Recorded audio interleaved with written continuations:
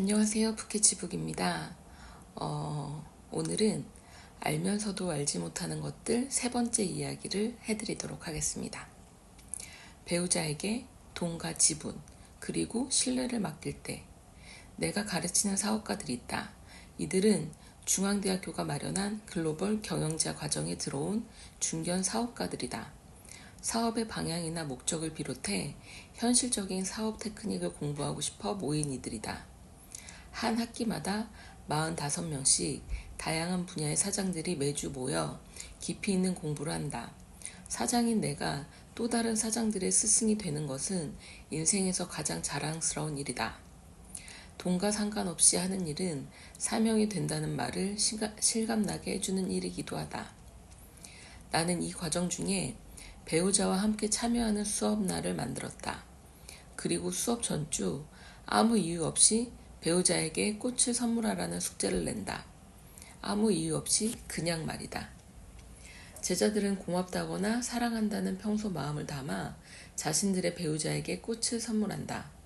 그리고 꽃을 건네는 장면을 찍어 내 페이스북 계정에 포스팅하며 과제를 마친다. 사실 이 숙제 때문에 많은 사업가들의 아내들이 꽃을 받고 감동에 울기까지 한다. 물론 또 무슨 사고를 쳤냐고 다그치는 사람도 있다는 우스갯소리도 들린다. 그러나 이내 아무 이유 없이 꽃을 선물한 것을 알고는 너나 없이 행복해한다. 그들은 모른다. 사업하는 사람은 모두 자신이 잘나서 그 자리에 있는 줄 안다. 하지만 배우자를 잘못 만났다면 사업적 능력조차 기를 기회가 없었을 것을 말이다. 내 친구 한 명은 어릴 적부터 뛰어난 수완으로 모두의 기대를 받았다. 하지만 사업이라면 무조건 반대하는 아내를 만난 탓에 아무것도 시도하지 못했다. 결국 어느 사장의 운전기사가 그의 마지막 직업이 되었다. 배우자는 사업가의 실제적 동반자다. 배우자는 자신이 사업을 하는 동안 가정에서 빈자리를 이끌고 실질적 조언을 주는 이다. 위험을 묵인하는 배짱으로 지원하거나 적극적인 지지로 사업을 함께하는 동업자다. 그들이 없었다면 당신의 사업도 없었다. 그럼에도 사업가의 배우자를 성공에 묻어가는 무상혜택 수혜자처럼 대한다. 사회뿐 아니라 가정에서도 그렇다. 사업이 번창하니 살림은 윤택해졌어도 남편의 성장은 신문에서나 읽게 되고 남편의 활동 영역과 만나는 사람들의 수준은 점점 높아져 위축감이 들기 일쑤다. 사업의 반은 법적으로 내 것이다라고 주장하자니 회사가 팔린 것도 아니고 생활비를 안 주는 것도 아니니 의미가 없다. 그렇다고 같이 사는 동안에 그 문제로 법정에 갈 수도 없다. 아내들은 불만의 근원이 어디서 온 건지도 모른 채 알 수 없는 불만을 쌓아간다. 사장인 남편은 아내가 사업에 관해 묻거나 확인하려더니 화부터 내고 본다. 하지만 해결 방법은 어디에든 있기 마련이다. 나의 생각은 이렇다. 나는 모든 사업체의 법적 소유권에 상관없이 결혼 이후 성장한 모든 부분의 절반은 배우자의 것이라고 주장한다. 식당이건 상장회사건 상관없다. 그러므로 나는 회사 이익의 반은 배우자에게 배당하라고 가르친다. 지금 회사가 성장 단계라 반이나 배당하면 안 된다는 주장도 있고 추가 사업을 위해 유보금을 갖춰야 한다는 주장도 많다. 하지만 그건 배우자의 몫이니 결정도 배우자가 하게 하라고 권유한다. 대신 배우자에게는 그 돈을 잘 관리했다가 자금에 문제가 생길 때 다시 빌려주라고 말한다. 회사 이익의 절반에 대한 자주권이 배우자에게 있고 그 돈을 직접 관리하고 소유할 수 있음을 인정해 주라는 의미다. 사실 이렇게 하는 일이야말로 집안의 실질 자산이 확보되는 일이다. 남편이 사업이 잘 된다 해도 회사의 돈이란 회사 내에서 없어지고 사라지기 마련이다. 돈은 집으로 옮겨지기 전까지 실제 소득이 아니다. 그 집안의 실소득은 회사 장부상 순이익이 아니다. 아내에게 옮겨진 돈이야말로 실소득이다. 이런 식으로 배우자를 진정한 파트너이자 동업자로 대하는 순간 그 가정은 사업과 가정에서 모두 성공한다. 그러니 가장 소중한 파트너에게 꽃 한 다발을 보내지 않을 수 없다. 회사를 운영하는 사람에게 가장 큰 자산은 배우자의 지지다. 그것은 회사의 첫 번째 자산이자 가장 마지막 자산이기도 하다. 사장으로 사업적으로 아무리 성공했어도 가정에서 실패했다면 사업의 의미는 돈을 버는 것 이외에 아무것도 남는 게 없다. 사람으로 한 인생을 살면서 돈을 버는 것을 목적으로 살았다는 것처럼 혹은 돈 번 것 이외에 남은 것이 없는 인생처럼 실속 없는 일도 없다. 배우자에게 지지받지 못하면서 외부에서 아무리 많은 칭찬과 존경을 받은들 무슨 가치가 있을까? 가정에서의 실패는 사회에서의 어떤 성공으로도 대체하지 못한다. 집안에서 사랑받지 못하는 한 밖에서 받은 사랑은 모두 허상일 뿐이다. 여성 동료를 어떻게 볼 것인가? 전 세계적으로 여성의 경제 참여 비율이 늘고 있고 여성 기업가나 여성 경영자의 인원도 늘고 있다. 최근 한국국세청 발표에 따르면 신규 사업자 중 여성의 비율이 절반에 가까운 47%에 달해 개인 사업자의 절반이 여성인 것으로 조사됐다. 미국의 경우 일반적으로 여성 경영 기업은 전체 기업의 3분의 1에 해당된다. 이는 계속 증가 추세여서 앞으로 많은 남자들이 여성 상사와 일하게 될 것이다. 내가 소유한 회사의 절반 이상이 여성이 사장이고 훌륭히 업무를 수행하고 있다. 선진국들은 여성의 창업이나 경제활동 비율을 높이기 위해 다양한 지원을 준비하고 있고 이에 힘입어 경제협력개발기구 OECD 국가의 대졸 이상 여성 경제활동 참가율은 평균 82%에 달한다. 우리나라의 60% 비율에 비하면 매우 높은 수준이다. 현재 OECD 국가 전체에서 개인 소유 사업의 20에서 40%가 여성 경영 체제다. EU 국가들에서 기업의 4분의 1이 여성 소유이며 그 비율은 지난 10년 동안 꾸준히 증가해왔다. 특히 한국과 멕시코의 경우 상당한 증가세가 이어지고 있다. 그러나 높은 창업 열기에도 불구하고 여성 창업자들의 대부분은 아직 자영업인 경우가 가장 많다. 특히 여성 소유 기업의 80%가 연 매출 5만 불 이하의 소규모 기업이다. 이는 여성의 창업이 남성의 창업보다 시장 진입이 어렵고 필연적 요소가 많기 때문이다. 여성의 참여는 육아를 완전히 배제할 수 없는 상황이 많아 근로시간의 제약이 많고 여전히 일부 업종에 국한돼 창업이 이루어진다.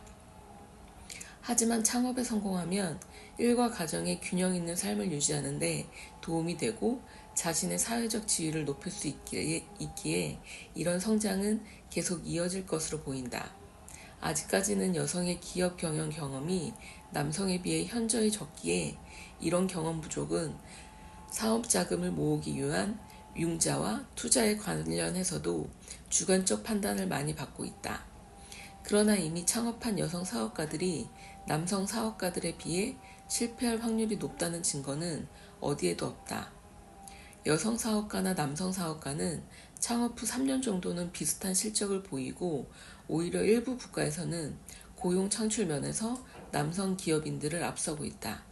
흥미로운 점은 여성 경영 기업들의 매출 증가율이 남성 경영 기업들보다 2배가량 높다는 점이다. 독일 튜빙겐 대학교 연구에 따르면 사내의 여성 임원 비율이 30% 이상인 기업과 전원 남성으로 구성된 기업을 비교했을 때 여성 임원이 많은 기업이 월등히 높은 경영 성과를 올리고 있는 것으로 조사됐다. 더불어 경영상의 투명성과 재무 상태도 더 좋은 것으로 나타났다. 현재 한국 상장사의 여성 임원 비율은 불과 2%다. 하지만 여성 이사들이 많을수록 기업의 경영 실적이 좋고 투명한 조직이 된다는 자료만 보더라도 우리나라의 경제 성장을 위해 여성의 상위 고위층 진출을 적극 지원해야 한다. 미국 비즈니스 잡지 포춘이 선정한 200대 기업의 경우 이사회의 여성 임원 비율이 평균 43%에 달하는 것을 보면 여성이야말로 회사의 기업 가치와 성과를 높이는 데 매우 효과적인 보물이다. 공기업의 경우 쿼터제처럼 일정 비율을 여성 임원으로 채우는 방안도 고려해 볼 만하다. 하지만 이런 요구와 효용성에도 불구하고 아직도 한국 문화에서는 여성들을 기업가나 경영자로 온전히 대우하지 않는 것을 자주 본다. 흔히 남자 직원들은 남직원이라 부르지 않으면서 여자 직원들은 여직원이라 부른다. 이런 배경에는 직원이라는 개념보다 여자라는 명제를 앞서 인식하고 있다는 뜻이 있다. 남사장이란 말은 없어도 여사장이란 말은 있다. 경영자나 직원으로서 여자인지 남자인지 전혀 구분할 이유가 없음에도 호칭이 그렇게 따라붙는다. 남녀 사업가들의 단순한 친목 자리에 주빈이라도 있으면 양 옆에 여성 사업가들을 세운다거나 술자리 옆에 앉히는 일은 지금도 여전히 일어나고 있다. 그러니 학급 직원들 사이에서 일어나는 일은 짐작하지 않아도 알 수 있을 정도다. 나와 함께 일하는 여성 임원들은 객관적 기준에서 남성 임원들보다 전혀 뒤떨어지지 않는다. 오히려 그들은 조용한 카리스마를 통해 회사의 가치를 높이는데 많은 도움이 되며 뛰어난 실적을 보이고 있다. 부정에 연루될 일도 적고 부정직한 방법이나 뇌물, 청탁 등으로 사업을 확장할 생각도 없다. 그러므로 온전히 실력으로 승부를 보려는 경향이 강해 비즈니스의 본질에 가깝게 행동하므로 양질의 신용을 만들어내고 있다. 편법과 친분 관계로 맺어지는 사업은 모래성같이 허약하다. 작은 파도에도 쉽게 허물어지기에 오직 사업의 가치로 성공하려는 사업가들 사이에서는 오히려 여성 경영자들이 남성에 비해 높은 성과를 이룰 수 있다. 앞으로 많은 남자들이 여성을 상사로 모시게 되거나 동료로 맞이하게 될 것이다. 이제 남자들은 여자들과 일하는 방식을 배워야 한다. 회식은 이탈리안 레스토랑에서 파스타를 먹고 2차로 커피숍을 들렸다가 어린아이가 잠들기 전인 9시면 돌아가야 한다. 2차, 3차 술에 취해 비틀거리며 부하 직원을 괴롭게 하면서 그것을 결속이라 부르고 애사심 고치라 부르는 일은 더 이상 볼 수 없을 것이다.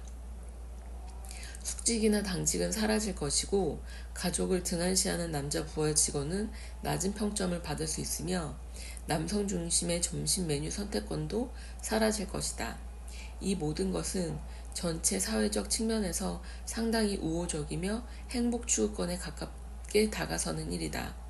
이 모두가 여성이 남성들과 함께 일하며 생기는 현상이다. 나는 30년 전 미국 이주 초기에 젊은 여자들이 길거리에서 남자들과 함께 담배를 피우는 모습을 보고 충격을 받았다. 여성의 이런 권리는 최근 10년 사이에 획득한 것 중 일부다. 그런데 이제 남자들이 현실 세계인 일터에서 여성들과 함께 일하게 된 것이다. 그것도 아랫사람이 아닌 동료나 상사로 함께 일하는 시대가 온 것이다. 이 현상을 받아들이지 못하거나 이런 업무 방식을 이해하지 못하는 일부 남자들은 여전히 여성들의 권리 확장과 사회적 약진에 대해 심한 거부감을 표출하고 있다. 그러나 앞으로는 여성들과 함께 일하지 못하는 모든 남자는 도태될 것이다. 이제 일터에서 남성과 여성의 구분은 없어졌다. 회식을 커피숍에서 팥빙수로 끝내는 것이 자연스러운 일이 되었다. 나는 모든 남자에게 간단하게 말하고 싶다. 여성을 동료로 받아들여라. 이것은 현대사회가 옳은 방향으로 나아간다는 뜻이고 자녀들이 더 행복한 환경에서 일을 하게 됐다는 뜻이다.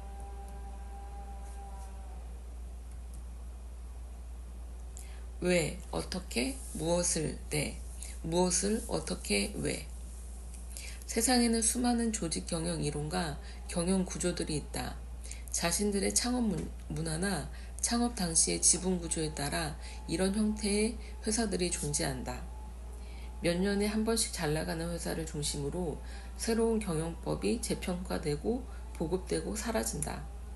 경영 구조 또한 최고 경영자로부터 직접 지시를 받아 일을 하는 라인 조직, 전문가들의 지휘를 받는 지능식 조직, 팀별 조직, 프로젝트 조직이 있고 심지어 매트릭스와 네트워크 조직도 있다.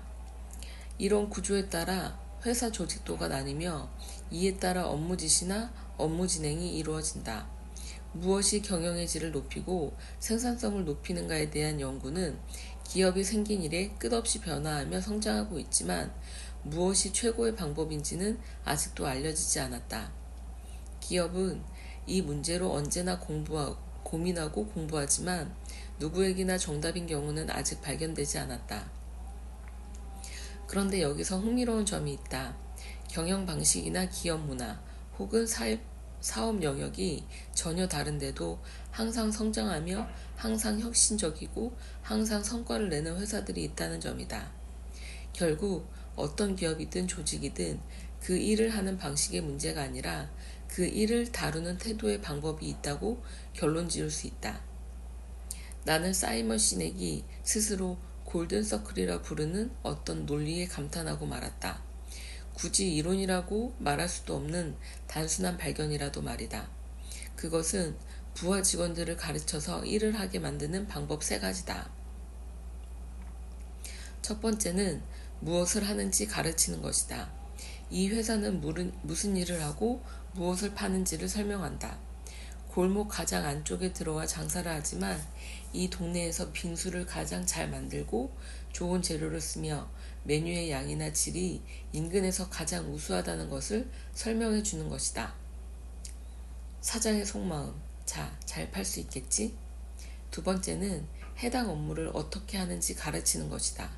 주문은 어떻게 받고 어떤 식의 추가 질문을 통해 객단가를 올릴 수 있으며 남녀가 함께 온 고객이나 여자들끼리 온 고객에겐 어떻게 대해야 하는지를 가르칠 수 있다. 서빙이라면 그릇은 어떻게 잡고 손님에겐 어떻게 말하고 남은 그릇과 테이블은 어떤 방식으로 수거하고 닦아야 효율적인지를 가르치는 것이다. 어떻게 하는 것은 아주 중요하다. 어떻게 하는지를 알아야 실무에 적응하고 급여의 가치를 창출해낼 기본이 되기 때문이다. 사장의 속마음. 자, 어떻게 하는지 알겠지? 마지막으로 왜 이 일을 하는지 알려주는 것이다. 이 마지막에 왜라는 방식에서 모든 기업이나 조직은 다른 기업이나 조직과 그 성과와 발전 속도가 달라진다. 왜 이 일을 하는가의 가치를 부여하면 직원들에게 업무 지시를 일일이 할 필요도 확인을 하거나 회의를 할 필요도 없어진다. 세상의 어떤 단체나 회사도 자기들이 무슨 일을 하는지 잘 알고 있다. 자기 회사가 무슨 일을 하는지도 모르고 회사에 다니는 사람은 세상에 아무도 없을 것이다. 직원이 1000명이 있는 회사라면 그 1000명 모두 자신의 회사가 무엇을 하는 회사인지 잘 알고 있을 것이다. 그런데 그 일을 하는 1000명 중에 일부는 아주 그 일을 잘하는 사람들이다. 그들은 어떻게 그 일을 하는지 알고 있다. 제품의 특성이나 서비스의 종류를 잘 알고 있고 시장의 경쟁자들을 어떻게 이길 수 있는지 잘 꿰뚫고 있는 세일즈인도 있고 어떻게 상품을 만들어내는지 그 방식이나 기술적인 테크닉은 무엇인지 잘 알고 있는 직원들도 있다. 사람들을 잘 다루고 조직 내에 어떻게 활기와 역동성을 잘 부여하는지 아는 관리자들도 있을 것이다. 그러나 이런 조직 안에도 왜 이 일을 하는지 알고 있는 사람은 몇몇 안 된다. 왜 이 일을 하는지 아는 사람들이 많아질수록 회사는 단단하고 결속력이 강해지며 사회 내에서 그들의 가치를 표방해 나가면서 지속 성장을 이룬다. 왜 이 일을 하는지 알게 된 사람들은 결코 그들의 회사가 단순히 이익을 내기 위해 빙수를 만든다고 이해하지 않는다. 그들은 세상이 달콤하다는 것을 알리기 위해 빙수를 만든다. 그들은 단지 편안한 잠을 위해서가 아니라 위안을 위해 침대를 만들고 이동을 위해 차를 만드는 것이 아니라 세상과의 소통을 위해 차를 만든다. 풍미보다는 연인의 유혹을 위해 포도주를 만들고 명령 때문에 불 속에 뛰어드는 것이 아니라 생명의 가치를 위해 불 구덩이에 뛰어드는 사람이 소방관이다. 기술을 가르치기보다 사회의 변혁을 위해 선생 노릇을 하는 것이다. 신제품을 아름답고 싸게 만드는 것이 아니라 세상에 대한 도전을 가치로 두거나 음식을 맛있고 싸게 만드는 것이 아니라 한 끼 식사로 가족을 느끼게 할 때 왜 일을 하는지에 대한 정의가 달라지기에 그에게 무엇을 혹은 어떻게를 가르칠 이유가 사라진다. 스스로 어떻게 하려고 하기 때문이다. 그래서 직원들에게 왜 이 일을 하는지 가치를 공감하게 하는 일이 가장 현명한 조직 경영의 근본 노하우다. 인간은 가치와 명분에 따라 움직인다. 그 일에 가치를 부여하지 않으면 조직 내에서 한 부품 같은 구성원으로 추락하며 동기도, 의욕도, 욕구도 사멸된다. 이럴 때 이런 사람들을 움직일 수 있는 유일한 도구는 급여와 더 많은 급여뿐이다. 하지만 왜에 대한 이해와 공감이 들어가는 순간 이 조직은 위대한 조직이 된다. 인간은 무엇을 하기 위해서 감정이 필요하지 않다. 그냥 시키면 할 수 있는 것이고 급여를 주면 당연히 할 것이다. 여기에 자발성은 없다. 그러나 인간의 감정을 건드리는 왜 해야 하는가를 이해시키면 스스로 자발성이 생기고 의욕을 만든다. 무엇은 단순한 정보다. 듣고 기억하면 그만이다. 어떻게는 기능이다. 손과 몸의 훈련으로도 가능하다. 그러나 왜는 우리의 감정을 다스릴 열쇠다. 충성, 믿음, 정직 등 인간 본연의 가치를 갖게 하며 인간의 행동과 의사결정을 유도하고 이끈다. 우리는 안다고 행동하지 않는다. 아는 것은 아는 것일 뿐이다. 아이스크림 맛있다고 아무 때나 먹지 않고 애국이 멋지다고 다들 군인이 되는 것도 아니며 고급이라고 명품을 사지도 않는다. 논쟁에서 졌다고 설득당하지도 않고 상대의 주먹 때문에 존경하지도 않는다. 마음은 힘이나 논리로 설득되지 않는다. 마음이 간 후 이를 논리적으로 포장하고 힘으로 강제할 뿐이다. 당신이 하는 일을 왜 하는지 모르면서 남에게 표를 구하거나 물건을 팔거나 계획에 동조하게 하려 한다면 이미 실패했다. 당신이 가진 것을 필요로 하는 사람에게 파는 것이 아니라 당신이 믿는 것을 팔아야 한다. 당신이 믿는 것을 믿는 사람을 찾아내서 함께 일하는 것이 참된 고용이다. 그것이 아니면 그냥 취직이다. 단지 그 일을 할 줄 안다는 이유로 고용을 했다면 그들은 돈을 위해서만 일을 할 것이고 더 많은 돈을 주지 않으면 떠날 것이다. 그러나 당신이 믿는 것을 믿는 사람을 고용한다면 그들은 당신과 같은 신념으로 일을 할 것이다. 그러기에 다그치고 가르치고 관리하고 평가할 이유가 사라진다.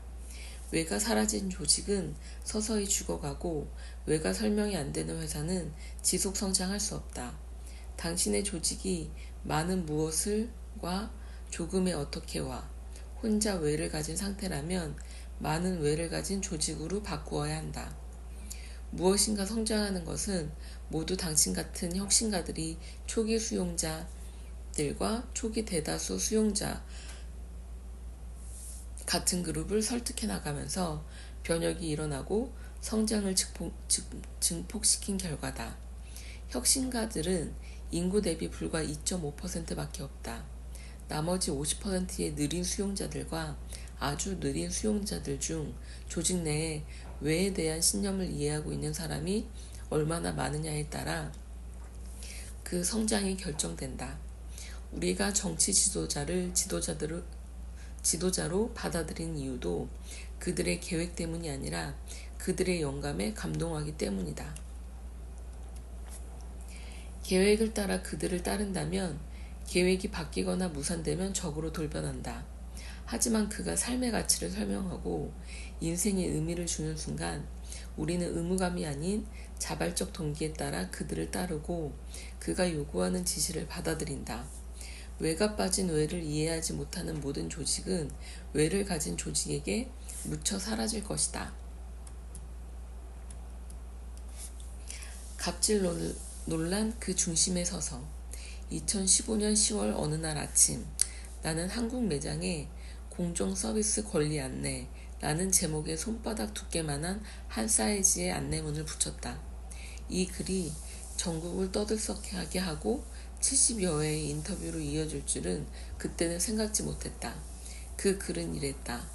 공정 서비스 권리 안내. 우리 직원이 고객에게 무례한 행동을 했다면 직원을 내보내겠습니다. 그러나 우리 직원에게 무례한 행동을 하시면 고객을 내보내겠습니다.